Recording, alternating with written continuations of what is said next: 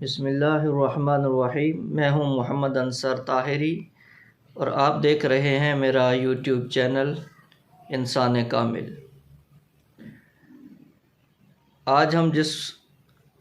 اہم موضوع پر گفتگو کرنا چاہتے ہیں وہ ایک سوال ہے،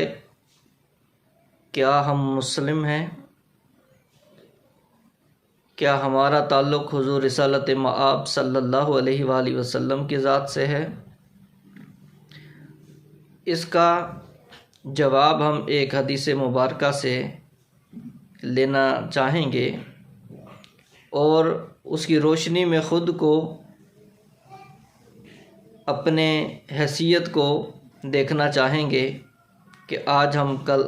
کہاں کھڑے ہیں۔ حضور رسالت مآب صلی اللہ علیہ وآلہ وسلم کا فرمان ہے کہ تمام روئے زمین کے مسلمان ایک جسم کی مانند ہیں۔ جس طرح جسم کے ایک حصے میں اگر کوئی تکلیف ہو تو پورا جسم وہ تکلیف محسوس کرتا ہے، وہ درد محسوس کرتا ہے، وہ دکھ تمام جسم کو بے چین کرتا ہے، اسی طرح چاہے شرق ہو، چاہے غرب ہو، چاہے جنوب ہو، چاہے شمال ہو، اس دھرتی پر جتنے بھی مسلمان بسنے والے ہیں ان تمام مسلمانوں کا آپس میں جو تعلق ہے، جو رشتہ ہے، وہ جسد واحد کی طرح ہے۔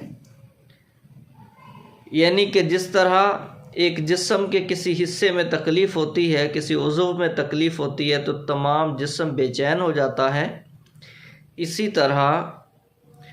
تمام روئے زمین پر بسنے والے مسلمان ایک جسم کی مانند ہیں۔ اگر کسی ایک مسلمان کو بھی دنیا بھر میں کوئی تکلیف، کوئی رنجش پہنچتی ہے تو اس رنجش کو، اس تکلیف کو پورا عالم اسلام محسوس کرے گا۔ اگر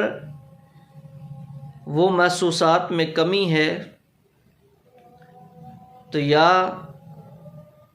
تو وہ جسم واحد ہی نہیں ہے،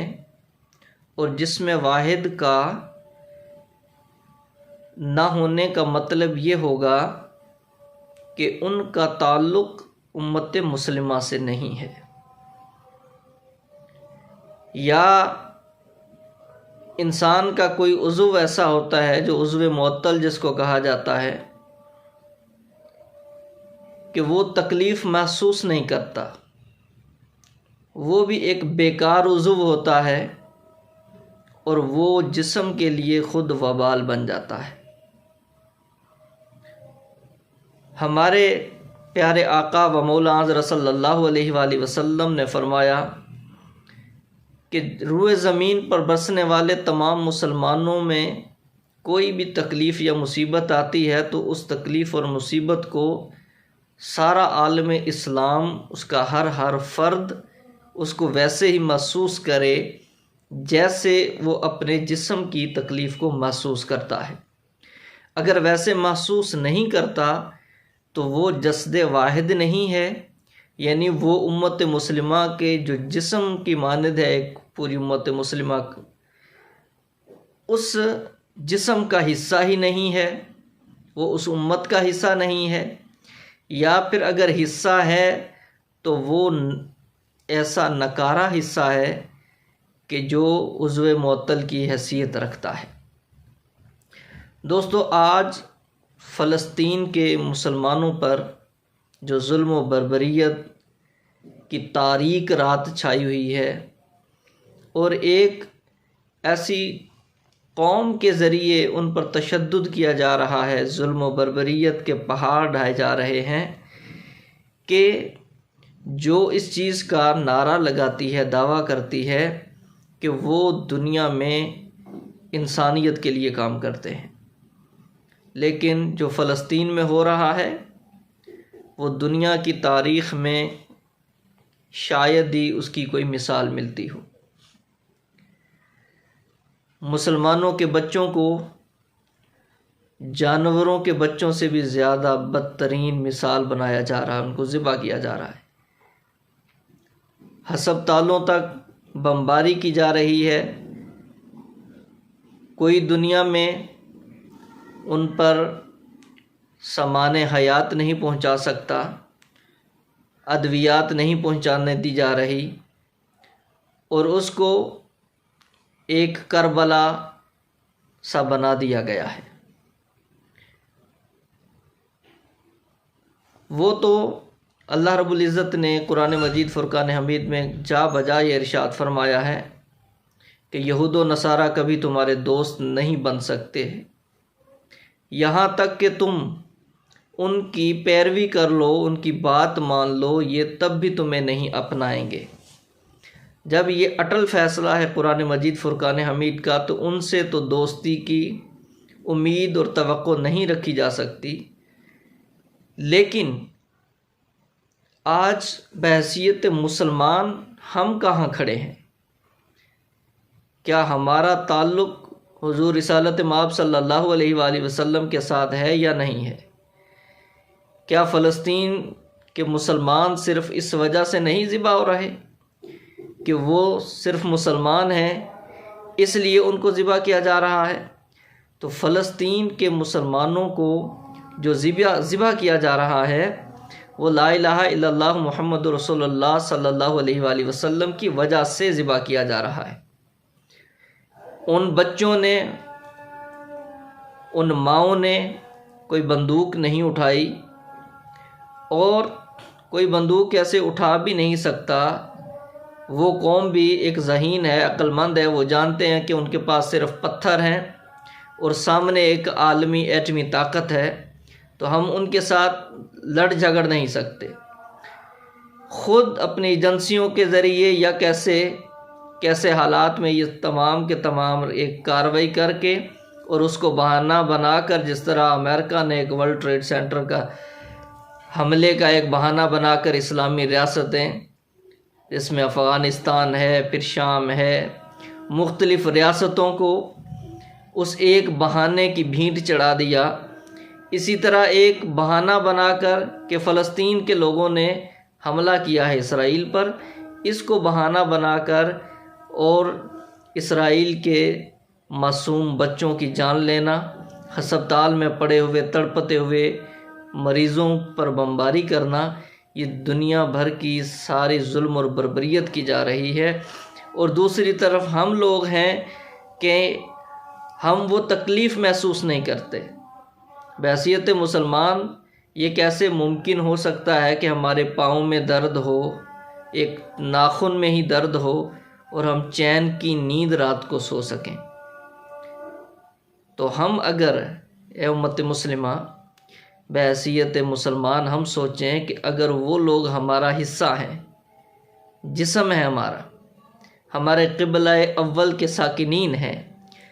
تو پھر وہ درد ہمیں محسوس کیوں نہیں ہوتی؟ کہیں ایسا تو نہیں ہماری زبان پر بقول علامہ اقبال زبان سے کہہ بھی دیا لا الہ الا اللہ تو کیا حاصل، قلب و نگاہ مسلمان نہیں تو کچھ بھی نہیں؟ ایسا نہیں کہ ہماری صرف زبان سے کلمہ ادا ہو رہا ہے، ہماری نظر میں اسلام کی حیثیت نہیں ہے، ہمارے دل میں ایمان کے وہ جذبات موجود نہیں ہیں کہ جو کہ ایک مسلمان کے ہونے چاہیے۔ شرط اول ہے کہ تمام دنیا کے مسلمان ایک جسد ہوں، اگر جسد سے ہٹ گئے تو وہ اس جسم کا حصہ نہیں ہے، اگر وہ محسوس نہیں کرتے تو وہ معطل ہے، بیکار ہے، نکارہ حصہ ہے، اور یا وہ حصہ ہی نہیں ہے۔ تو یہ ہمیں اپنے ایمان کے بارے میں سوچنا چاہیے۔ ہم اتنی آواز اٹھائیں کہ یہ دنیا کے ہر اقتدار کے ایوانوں تک گونجے اور ہمارے مسلمانوں پر ظلم اور بربریت کی یہ تاریک رات ایک امن کی صبح کے طور پر طلوع ہو، تاریک رات ختم ہو جائے۔ اللہ تعالیٰ تمام دنیا بھر کے مسلمانوں کی مدد فرمائے، غیبی مدد فرمائے، اور ہم خود اٹھیں، صرف دعاؤں تک نہیں، آواز بلند کریں، جس کا جو حیثیت ہے وہ اپنی حیثیت کے مطابق آواز اٹھائے عملی طور پر،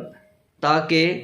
اللہ تعالیٰ انہی کی دعائیں قبول فرماتا ہے کہ جو اپنی سکت اور طاقت کے مطابق میدان عمل میں آئیں اور اس کے بعد دعا مانگیں اللہ تعالیٰ کی۔ اللہ تعالیٰ نے آج تک کسی بھی امت مسلمہ کے کسی گروہ کی کہ جو صرف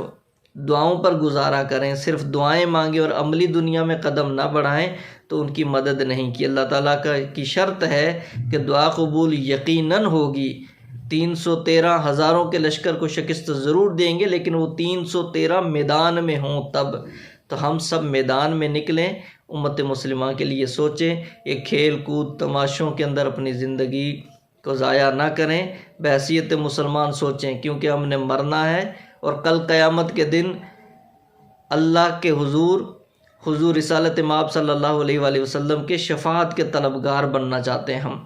اور وہی ہمارا واحد سہارا ہے۔ یہ نہ ہو کہ وہ قیامت کے دن کہیں کہ میری امت ذبح ہو رہی تھی اور تم کرکٹ میچ کے پیچھے لگے ہوئے تھے، تمہاری زندگی میں وہی جو تمہاری خوشیاں تھیں اس کو انجوائے کر رہے تھے، اور میرے امت کے لوگ ذبح ہو رہے تھے، بچے ہاتھ اٹھا کر چیخ رہے تھے، اور ان کی چیخیں بھی تمہارے قلب کو بے قرار نہیں کرتی تھی، اور آج کس حیثیت میں تم میری بارگاہ میں شفاعت کے طلبگار بن کر آئے ہو۔ اور اللہ فرمائے کہ جب میرے بندے صرف میرے نام کی وجہ سے دنیا میں ذبح ہو رہے تھے تو اس وقت تم کہاں تھے؟ تو ہم سب مل کر امت مسلمہ آواز اٹھائیں اور ان کے لیے ان کی طاقت بنیں۔ دنیا میں 1.5 ارب مسلمان ہیں، آج انڈسٹریل دنیا ہے، بزنس کی دنیا ہے، اتنے 1.5 ارب مسلمان، ہمارے پاس کتنا سرمایہ ہے، ہمارے پاس کتنے اس دنیا کی خوراک کے کتنے ذرائع امت مسلمہ کے پاس ہیں، ان کا استعمال کیا جا سکتا ہے، ان کے ذریعے پوری مغرب کو مجبور کیا جا سکتا ہے، کتنی چیزیں مشرق پیدا کرتا ہے، اسلامی ممالک پیدا کرتے ہیں۔ اگر وہ سب مل کر ہم ایک حکمت عملی بنانے پر ہمارے حکمرانوں کو مجبور کر دیں، اتنی سخت آواز اٹھائیں تو یقیناً امت کا کچھ بن سکتا ہے۔ السلام علیکم۔ ہمارے چینل کو اس طرح کی مفید گفتگو سننے کے لیے امت مسلمہ اور عالم اسلام اور تعلیمات اسلام کے حوالے سے جانکاری کے لیے اس چینل کو سبسکرائب کریں اور دوستوں تک شیئر کرنا مت بھولیے۔